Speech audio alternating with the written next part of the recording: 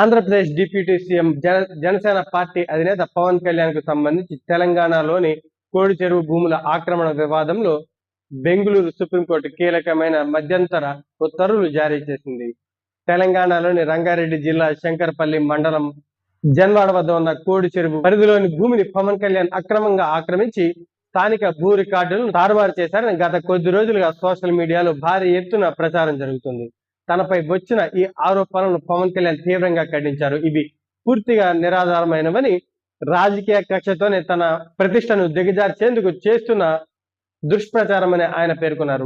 ఒకవేళ తాను భూమిని ఆక్రమించినట్లు నిరూపిస్తే ఆ భూమిని తెలంగాణ ప్రభుత్వానికి రాసివ్వడమే కాకుండా తన ఇంటిని కూడా తానే కూల్చేసుకుంటానని సవాల్ చేశారు.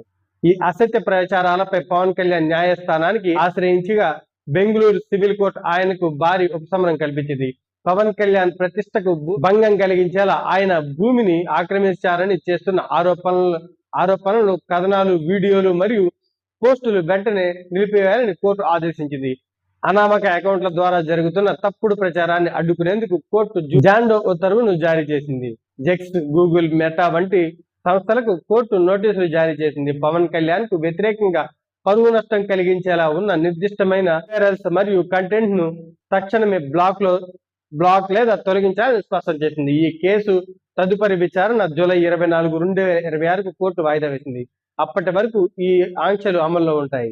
పవన్ కళ్యాణ్ తన వద్ద ఉన్న భూమికి సంబంధించి అన్ని రిజిస్ట్రేషన్ పత్రాలు, ప్రభుత్వ అనుమతులు సక్రమంగా ఉన్నాయని ఆయన తరపున జనసేన నేతలు ఇప్పటికే స్పష్టం చేశారు. ఈ వివాదం ప్రస్తుతం రాజకీయంగా, న్యాయపరంగా కూడా చర్చనీయాంశంగా మారింది.